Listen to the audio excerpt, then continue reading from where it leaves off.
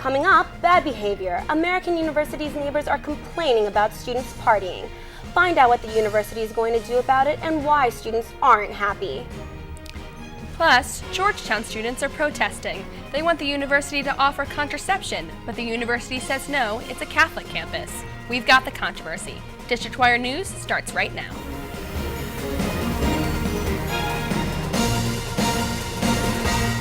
Good evening, I'm Michelle Carlson. And I'm Caitlin Moore.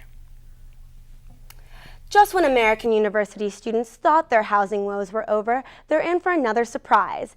Neighbors living near the university are complaining the students are partying too much, and the university isn't controlling them. So now the Office of Campus Life is considering changing how they enforce bad behavior.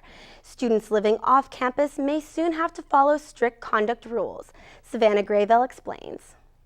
Possible changes to the Student Conduct Code will make it easier for American University to punish students for off-campus behavior. We should be treated as adults. We're all adults here legally, so we should be treated as such. We shouldn't get punished for something that we do on a Friday night that is not affiliated with the school in any way. Right now, students can only be punished if they've been given police or if their behavior clearly endangers or threatens AU staff, administration, or students. Students can face charges by the university if they violate local, state, or federal laws. If what you're doing is egregious enough that someone in the neighborhood says, our neighbors are doing the following things, then we're going to call you in for an intervention. And if you don't respond to that and you continue that behavior that's disrupting the neighborhood, we're probably going to bring charges under the code if we amend it that way. Some students understand why American University would want these new rules. I think it's a good idea. Definitely if there's repeat offenders of noise violations that there's families and stuff I know that live all around the athletes' houses and frat houses. The university says it will try to give the community what it wants without violating student rights. In Washington, Savannah Graybill, District Wire News. Tea Party protests are taking place across the nation in response to President Obama's health care reform bill. Rallies against the controversial bill are attracting citizens and senators alike. Only city famous for tea parties. Tea Party protests in states like Arizona and Nevada this weekend brought in protesters from cities across the country.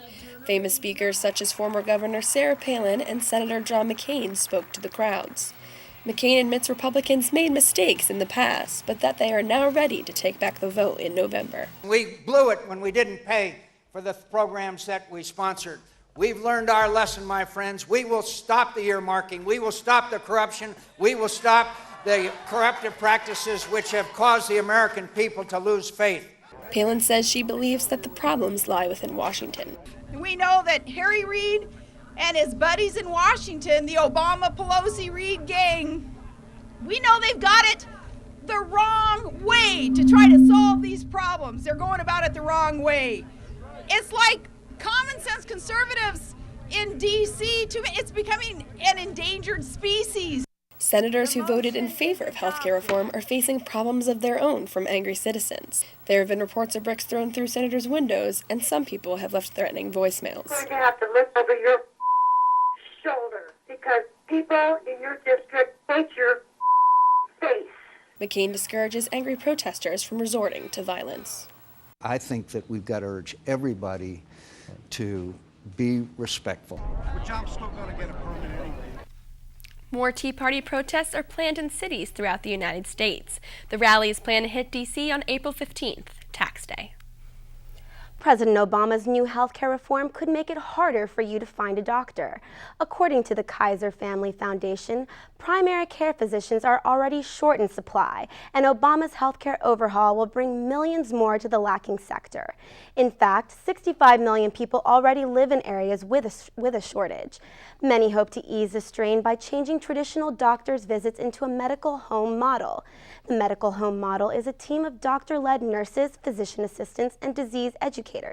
These teams will provide extra access to a larger number of patients. The big surge for primary care won't start until 2014.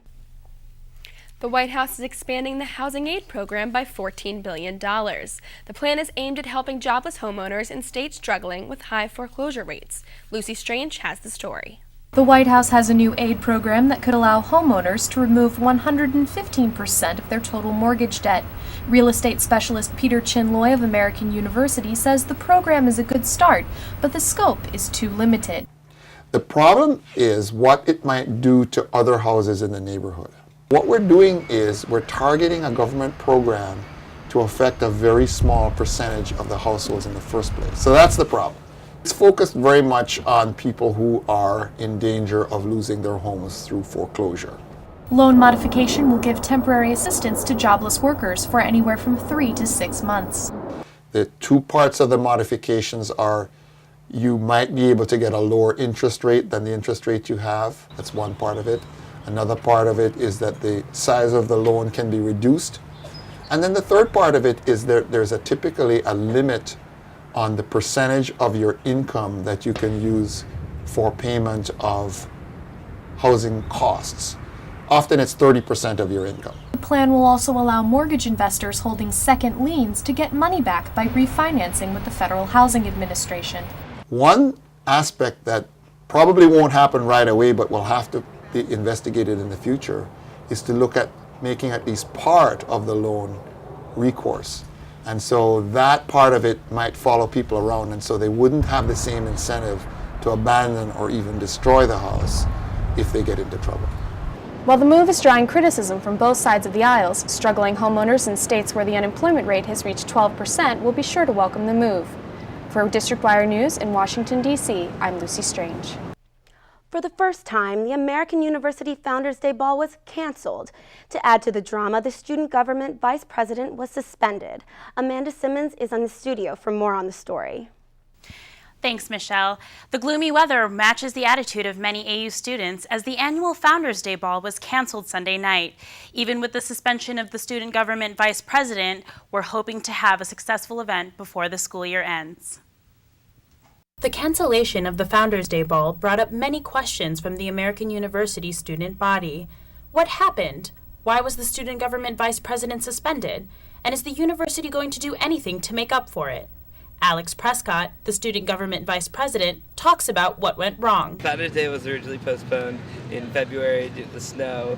It didn't allow us to finalize contracts, and all our orders had been pushed back, so we decided to postpone the event indefinitely. Student Activities is just as disappointed about the cancellation, but they're confident that student government is working to deliver something special. The SG is actually working very hard to plan a gala for the spring. They're trying to do it somewhere on campus, keep it simple, but still be a very extravagant event that's going to be a lot of fun. So they're looking to do that sometime in April. Prescott was suspended for the rest of his term due to the event cancellation.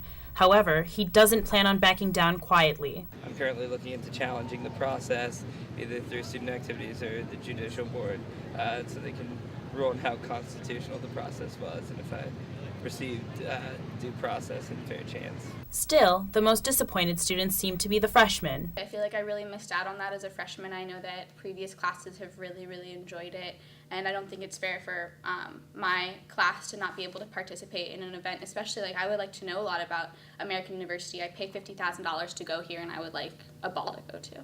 It looks like students will have to keep their gowns and tuxedos in the closet just a little longer, but hopefully the next Founders Day Ball will be worth the wait. Student Activities think the gala will be in the tavern or somewhere else on campus. Back to you, Michelle. The church's sex scandal did not deter thousands from flocking to the Vatican on Sunday to celebrate Palm Sunday. Pope Benedict XVI began Holy Week by saying the church will not be intimidated by the sex scandals and referred to them as petty gossip. Despite the controversy, many believers traveled to Jerusalem to celebrate Mass at the site of Jesus' crucifixion. Palm Sunday marks the beginning of the Holy Week, which leads up to Easter. More than 37 people were killed in Moscow this weekend after suicide bombers attacked 2 trains. The bombings happened during the morning rush hour, leaving over 60 people injured. President Obama offered his condolences to the Russian people in a statement issued by the White House. He also condemned the bombings and said the American people must stand united with the people of Russia in opposition to violent extremism. DC Metro alert and security was increased this weekend after the recent bombings on 2 Moscow subways. This past weekend, Metro conducted an underground train explosion simulation and is planning on simulating a bus explosion at RFK Stadium in the near future. Metro Transit Police's acting head, Jerry Lee, said that Metro will do everything to make the transit system as secure as possible. Lee said Metro will remain on high alert through the upcoming Nuclear Security Summit scheduled in Washington in mid-April. A serial bank robber strikes again. Metropolitan Police blame one man for 5 separate robberies since November. The latest burglary was last week at a Chevy Chase Bank on the 1200 block of F Street. No gun was shown, but the man implied that he was carrying firearms. Coming up after the break, contraception on campus. Georgetown students are protesting the university's policy on handing out condoms and birth control. And flying high, we'll take you to the National Kite Festival.